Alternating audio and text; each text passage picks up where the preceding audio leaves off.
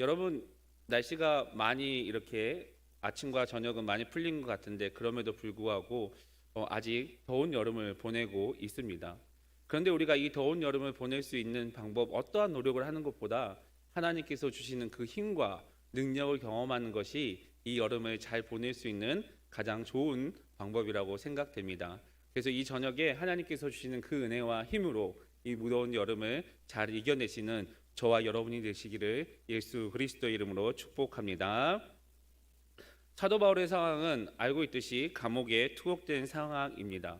그런데 이 감옥에 투옥되어 있는 이 상황만 해도 사도 바울에게는 힘든 상황인데 그를 사도 바울을 시기하고 질투했던 사람들, 그런 대적했던 사람들이 빌립보 교회에 있었습니다. 그리고 이들은 사도 바울을 대적하기 위해서 복음을 열심히 전합니다. 이 사도 바울과 대적한 사람들의 목적은 무엇이냐? 바로 사도 바울의 존재감, 사도 바울의 위치를 지워지기 위해서 지울 수 있도록 열심히 복음을 전합니다. 그런데 사도 바울은 이 상황에서 겉으로 전해지나 진심으로 전해지나 그것이 전해지는 것이 그리스도이고 복음이니 내가 기쁘고 기뻐하겠다라는 이런 독특한 가치관을 가지고 있습니다. 오늘 본문을 보면 사도 바울이 어떻게 이렇게 힘들고 어려운 상황에 이렇게 역설적인 기쁨을 반응할 수 있는지 알 수 있는 본문입니다. 여러분, 세상에는 악하고 선한 것이 공존합니다. 그러나 하나님의 복음을 전파하는데 이 악한 것도 도움이 된다라고 이렇게 이야기를 합니다. 그리고 이것도 부인할 수 없습니다. 악한 것이 우리의 재앙 같은 일이고 힘든 일이지만 그 복음이 우리에게 힘든 일이고 어려운 일이 그 복음을 전하는데 도움이 되고 그 복음을 전하는데 일조한다면 우리는 그 사실로 인해서 기뻐하고 감사해야 합니다. 왜냐하면 잠언 16장 4절에 이렇게 이야기하고 있습니다. 우리 다 같이 읽어보도록 하겠습니다. 시작. 여호와께서 악한 날에 적당하게 하셨느니라. 아멘. 하나님께서 온갖 것을 쓰임에 적당하게 지으셨다라고 이렇게 말씀하죠. 악한 자도 악한 날에 적당하게 지으셨다라고 이렇게 이야기를 합니다. 여러분, 선한 날, 선한 것만 많이 있으면 우리의 삶에 얼마나 좋겠습니까? 걱정 근심 하나도 없고 우리가 행복하게 살아갈 것입니다. 그런데 오늘 잠언 16장 4절에 보니까 악한 날도 악하게 적당하게 지으셨다라는 말씀을 보면 우리가 살아가면서 우리의 삶에 선한 일만 존재할 수 없다라고 하나님께서 우리에게 말씀하십니다. 그리고 이 온갖 것이 악한 것이라도 이 온갖 것이 쓰임에 적당하다는 것은 모든 것이 쓸모없게 지어진 것이 하나도 없다라는 것이죠. 우리가 살아가면서 여러 사람을 만납니다. 우리에게 도움이 되는 사람도 있고 우리에게 악한 사람도 분명히 있을 것입니다.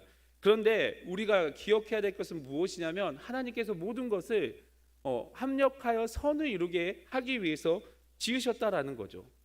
그런데 우리의 기준으로 보면 저것은 우리 삶에 필요 없는데 우리의 삶에 필요 없는 것들이 왜 이렇게 많을까? 저 사람은 좀 나에게 접근 안 했으면 좋겠는데 이러한 생각을 하기 마련입니다. 왜냐하면 사람이 살다 보면 자신만의 기준을 만듭니다. 이거는 불필요하다. 이거는 정말 내 삶에 필요하다라고 이렇게 생각합니다. 그런데 여러분, 우리 삶에 필요한 것들만 가득합니까? 아니면 불필요한 것도 생깁니까? 아마 우리의 삶을 돌아보면 필요한 것도 있지만 우리의 삶 속에 불필요한 것들이 많이 있다는 것을 알게 됩니다. 왜 이 불필요한 것들이 자꾸 우리의 삶에 침투할까요? 왜 그리고 이 불필요한 것들이 우리의 삶 속에 비율이 점점 커질까요? 왜 내 삶을 야금야금 잡아먹는 것처럼 보일까요?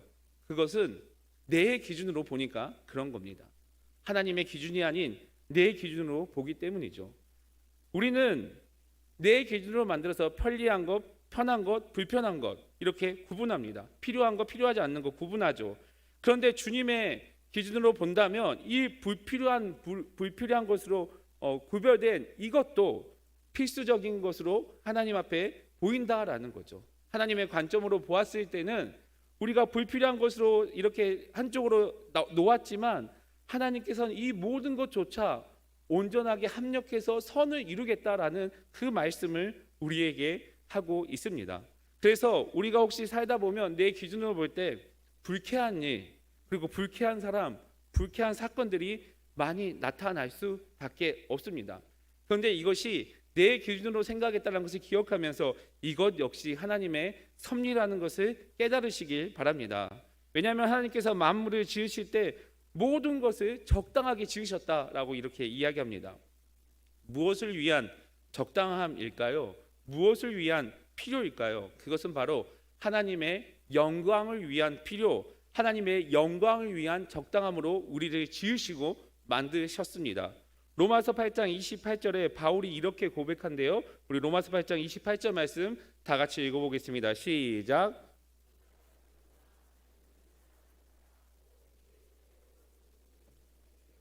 모든 것을 합력하여 선을 이루느니라. 아멘. 본문 로마서 8장 28절에 모든 것이 합력해서 선을 이룬다라고 이렇게 이야기합니다. 그러면 여러분 여기서 말하는 선은 무엇일까요? 우리가 생각할 때 선한 것, 우리에게 선한 것이 되면 무엇인가 우리의 삶에 보탬이 되는 것으로 구분 짓습니다. 그렇게 규정하죠. 하나님께서 모든 것을 합력해서 선을 이루니까 우리의 삶에, 내 삶에 보탬이 되는 것을 만들어 주겠구나라고 이렇게 생각을 합니다. 그런데 여러분, 이 땅에 세속적인 신앙이 이러한 거죠. 내 삶에 이득이 되고 내 삶에 도움이 되고 내 삶에 유익이 되는 것을 만드는 것이 선이라고 생각하는 게 세속적인 신앙입니다.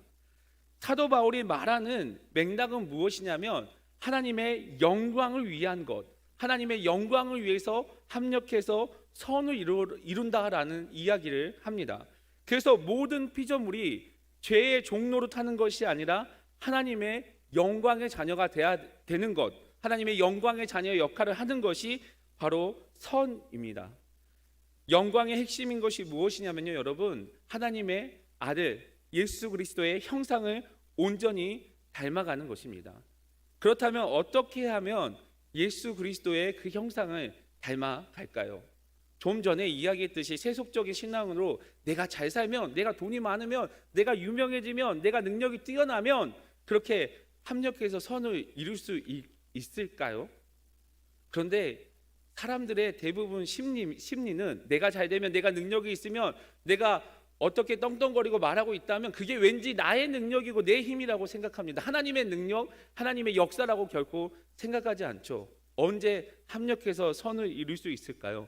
우리가 고난 중에 있을 때, 고통 가운데 있을 때, 힘들 때 우리의 모난 부분이 깎여지면서 어려움과 고통에서 내 인격의 자아가 점점 깨지면서 하나님의 형상이 나타나고 우리의 삶이, 우리의 인격이 하나님의 형상으로 다듬어 갈 수 있습니다. 그래서 사도 바울이 로마서 8절에 그 8장 28절의 앞에 모든 부정한 것들을 엄청 많이 나열합니다. 그리고 이것들이 합력해서 선을 이룬다라고 이렇게 오늘 28절에서 이야기합니다. 그래서 여러분, 우리가 기억해야 될 게 무엇이냐면 우리 앞에 어려움, 힘든, 슬픈 이러한 일들이 우리 앞에 수두룩하게 산적하게 쌓여 있을 수 있습니다. 그런데 이것이 하나님의 형상을 나타내는, 내 자아가 깎여지고 하나님의 형상이 나타내서 합력해서 선을 이룬다는 것을 기억하시길 바랍니다. 그래서 그렇게 하기 위해서는 어떻게 해야 되냐? 오늘 본문 19절 말씀인데요, 우리 다 같이 읽어보도록 하겠습니다. 시작. 이것이 너희의 간구와 예수 그리스도의 성령의 도우심으로 나를 구원에 이르게 할 줄 아는 고로. 아멘. 18절까지 사도 바울의 상태는 좋은 상태가 아닙니다. 인간적인 관점으로 보면 괴로운 상태고 힘든 상태입니다. 그런데 바울이 오늘 본문 19절에서 나를 구원에 이르게 한다라는 역설적인 이야기를 하는데요, 이러한 표현이 바로 바울의 분별력과 안목이라는 것을 우리는 알아야 합니다. 실제로 여러분, 어려움이 닥치면 정신이 없죠. 딱 어려움이 닥치면 마음속에 생각하는 말씀, 성경 구절이 생각나서 하나님, 내가 이 말씀을 붙듭니다. 힘을 주시고 능력을 주십시오. 이렇게 살아가면 얼마나 좋겠습니까? 힘든 일이 닥치고 어려운 일이 닥치면 이런 하나님의 말씀은 다 사라지고 내 머릿속에 있는 그런 습관, 가치관, 이렇게 판단을 해서 현실적으로 해석하게 됩니다. 그런데 사도 바울이 이러한 상황 속에서, 이 괴로움 속에서 그렇게 판단하지 않고, 세상 사람들과 판단하지 않고, 이런 상황 속에 있지만 나는 구원에 이른다 라고 이렇게 고백하는 두 가지 요소가 있는데요. 그 두 가지 요소 중에 하나가 무엇이냐면 너희의 기도라고 이렇게 이야기합니다. 여러분, 기도가 없으면 교회의 공동체가 든든하게 세워질 수 없습니다. 기도를 통해서 하나님이 일하시고, 하나님은 기도를 통해서 역사하시는 것이 하나님의 방식입니다. 믿음의 공동체는 기도를 통해서 하나님의 역사를 만들어가고, 하나님께서는 기도를 통해서 하나님의 역사를 이루어 가십니다. 아무리 위대하고 능력 있는 사도일지라도, 아무리 뛰어난 능력을 가지고 있을지라도 혼자서 독불장구처럼 어떠한 하나님의 역사를 절대 이룰 수 없습니다.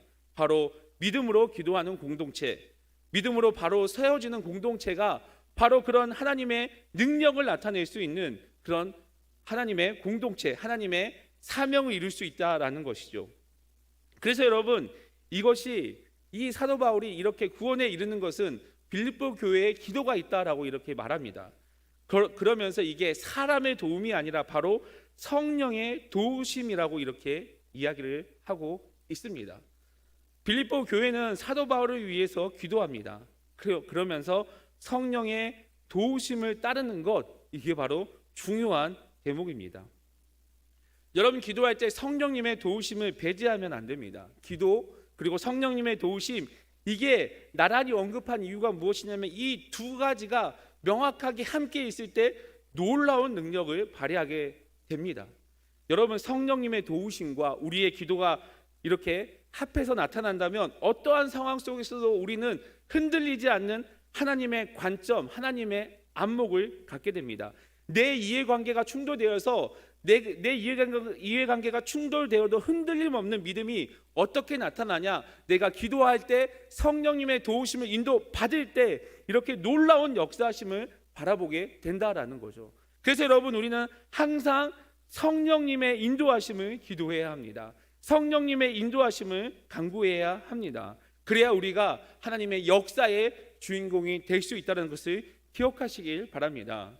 그렇다면 여러분, 기도하는 이유, 첫 번째 이유는 무엇인가요? 기도하는 이유는 첫 번째로 하나님의 뜻을 분별하는 과정입니다. 기도하면서 우리는 하나님의 뜻을 구해야 합니다. 내가 원하는 것, 내 세속적인 선을 만드는 것이 아니라 하나님이 우리에게 원하는 것이 무엇이고 하나님의 뜻이 무엇인지 깨달아야 하는 것이죠. 그리고 두 번째는 기도를 통해서 하나님께서 이루어 가시는 것을 알게 됩니다. 기도하는 사람은 하나님의 섭리를 누리는 것이죠. 여러분, 기도하는 것의 복은 무엇이냐, 축복은 무엇이냐면 하나님의 뜻을 깨닫고 우리와 함께 하시는 하나님의 섭리를 누리는 것입니다. 여러분, 하나님께서 우리 교회를 통해서 얼마나 놀랍게 역사하실 것을 기대하고 기도하고 계십니까?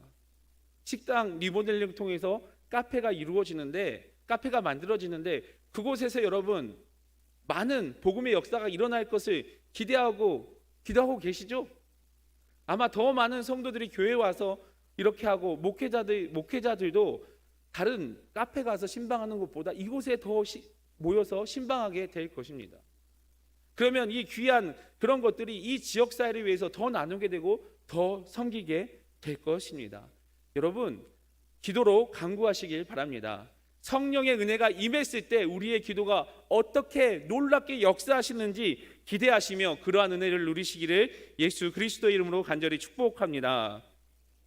오늘 본문 20절 말씀 다 같이 읽어보겠습니다. 시작.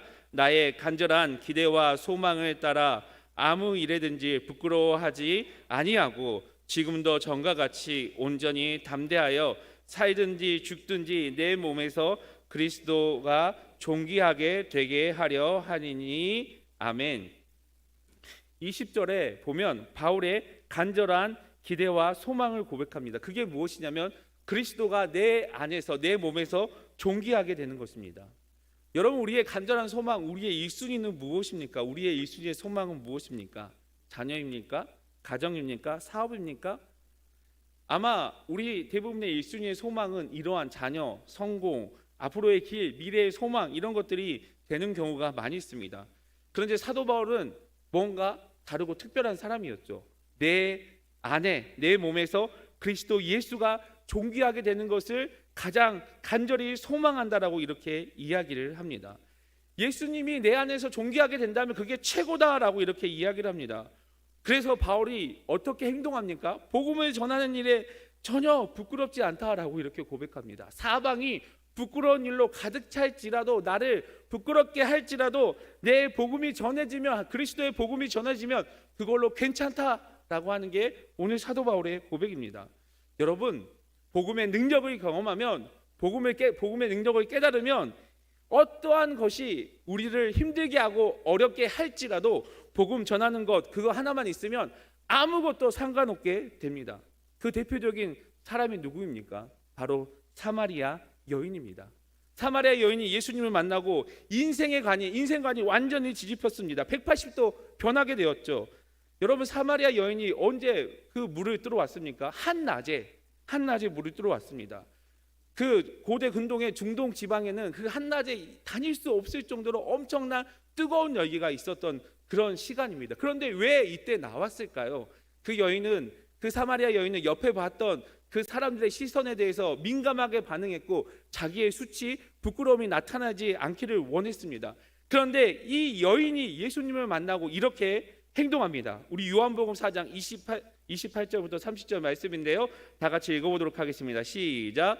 여자가 물동이를 버려두고 동네로 들어가서 사람들에게 이르되 내가 행한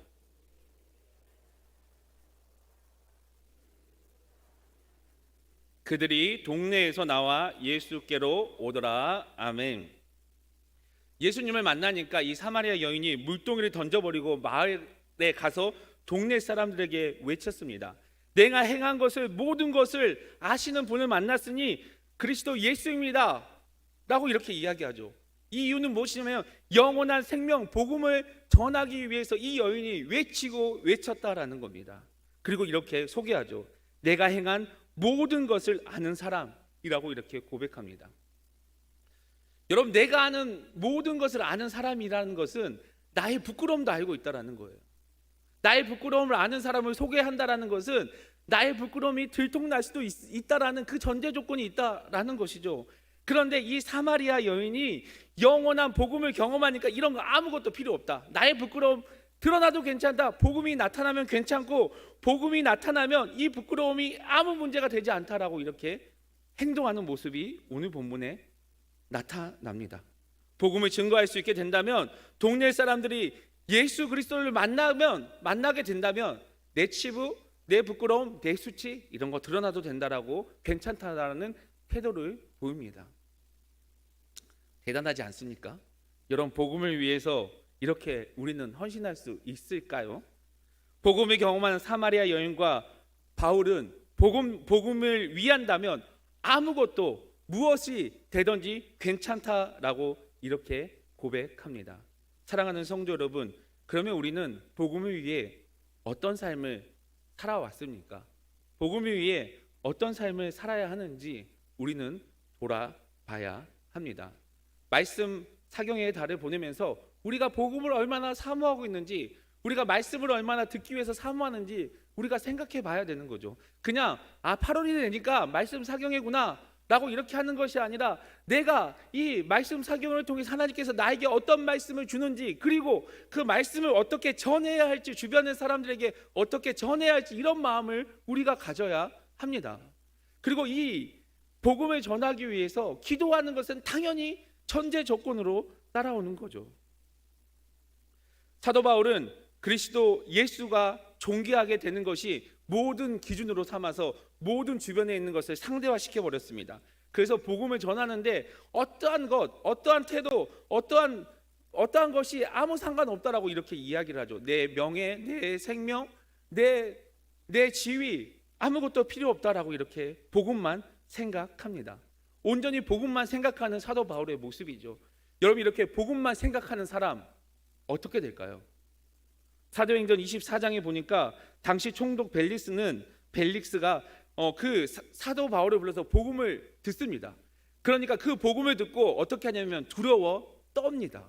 복음을 경험하니까 복음의 능력대로 살아가는 사람을 그 사도 바울이 그 앞에 나타나니까 세상이 감당할 수 없는, 그 당시 가장 능력 있는 총독이라 할지라도 사도 바울 앞에서, 사도 바울이지만 사실 그 뒤에 복음 앞에서 두려워 떨 수밖에 없다라는 거죠. 사도 바울은 이런 비범한 삶을 살았습니다.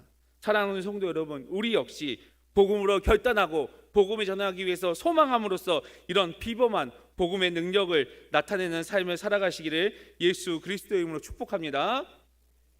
그러면 우리가 어떻게 살아가야 될까요? 내 안에 그리스도가 존귀하게 해야 합니다. 그러면 내 안에, 내 몸에서라는, 내 몸에서 그리스도 예수가 존귀하게 된다. 내 몸에서라는 것은 내 말, 내 생각, 내 행동 전체가 그리스도를 존귀한 삶을 살아야 된다라는 거죠. 태어날 때부터 죽을 때까지 존귀한 예수 그리스도를 바라보며 그 내 삶이 존귀한 예수 그리스도의 삶을 증인되는 삶, 그 예수 그리스도의 증인되는 삶을 살아야 한다라는 거죠. 이게 사도 바울의 간절한 소망이었고 목적이었습니다. 내가 존귀하게 되는 것이 아니라 그리스도 예수가 존귀하게 되는 것, 그게 오늘 본문 21절 말씀입니다. 우리 다 같이 읽어보겠습니다. 시작. 이는 내가 사는 것이 그리스도니. 아멘. 예수 그리스도를 존귀하는 것, 내가 사는 것이 아니라 그리스도 예수께서 살아나는 것이라고 이렇게 이야기를 합니다. 매일매일 나는 죽어야 되고 예수 그리스도를 살아나는 그런 삶을 살아야 하는 거죠. 이것이 세상의 관점으로 보면 무익이고 손해입니다. 그런데 하나님의 관점으로 보고 하나님의 백성의 관점으로 보면 이게 우리의 삶의 유익이 됩니다. 21절 말씀을 사도 바울이 로마서 14장 8절에 잘 풀어서 설명했습니다. 우리 다 같이 읽어보도록 하겠습니다. 시작. 우리가 살아도 주를 위해 살고 죽어도 주를 위해 죽나니 그러므로 사나 죽으나 우리가 주의 것이로다. 아멘. 내가 살든지 죽든지 주님을 위해서 산다라는 사도 바울의 고백입니다. 이게 바로 그리스도인의 유익이라는 그 고백이고 사도 바울의 고백이죠. 사도 바울이 이 하나님의 말씀의 섭리를 알았기 때문에 날마다 내가 죽는다라고 고백할 수 있었습니다. 사랑하는 성도 여러분, 우리 역시 날마다 그리스도 안에서 죽는 삶을 살아가시길 소망합니다. 그러면 어떤 유익이 나타납니까? 내 삶에 그리스도 예수가 존귀하게 되는 것, 그리스도 예수의 유익을 누리게 된다는 것을 기억하시기 바랍니다.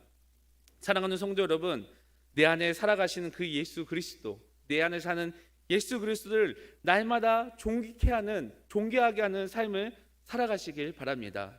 내 유익, 내 소망을 품는 것이 아니라 나는 죽고 예수 그리스도가 살아가는 그 삶을 살아가시길 소망합니다. 어떻게 하면 그럴 수 있나? 고린도후서 4장 11절에 사도 바울이 이렇게 이야기합니다. 다 같이 읽어보겠습니다. 시작.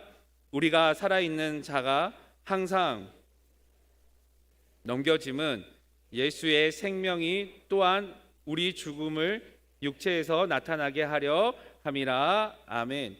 우리가 예수 그리스도가 우리의 삶에 존귀하기 위해서 내가 매일 죽음을 감당하는 그 고통을 감수해라고 권면합니다. 그러면 어떻게 되냐? 우리 예수의 생명이 우리 안에 나타난다라고 이렇게 이야기를 하죠. 그런데 여러분, 이게 우리 혼자 될 수 있을까요? 우리 혼자 이렇게 살 수 있을까요? 이 말씀의 비결은 갈라디아서 5장 25절에 이렇게 말하고 있는데요. 만일 우리가 성령으로 살면 또한 성령으로 행할지니라고 이렇게 이야기하고 있습니다. 우리가 성령으로 살기 위해 노력하고 기도하며 성령의 도우심을 간구하면 성령님이 우리에게 능력을 나타낸다라는 이런 말씀입니다. 내가 죽고 예수 그리스도가 사는 것, 이것이 바로 예수 그리스도를 존귀하게 하는 삶인데, 이게 우리의 힘이 아닌 성령님이 우리와 함께 했을 때 가능하다라고 사도 바울이 이렇게 이야기를 하고 있습니다. 그래서 여러분, 주는 하나님의 유익, 하나님의 백성의 유익이 무엇이냐면 예수 그리스도가 내 안에 살아가는 것, 예수 그리스도가 나의 삶으로 존귀하게 되는 것이 우리의 삶의 가장 위대한 유익, 간절한 소망, 간절한 기대가 되어야 합니다. 인간의 눈으로 보면 사도 바울의 상황이 참 어렵고 힘든 상황입니다. 어쩌면 이 시대를 살아가는 하나님의 백성들이 사도 바울처럼 어렵고 힘든 삶을 살아가고 있는지 모르겠습니다. 하나님의 진리의 말씀을 무너뜨리고 왠지 내가 그리스도인이라는 것을 떳떳하게 말하는 것이 어려운 시대가 되어버렸습니다. 그런데 여러분, 복음의 능력을 경험한 사마리아 여인은 자기의 부끄러움이 드러날지라도 복음을 온전히 전했습니다.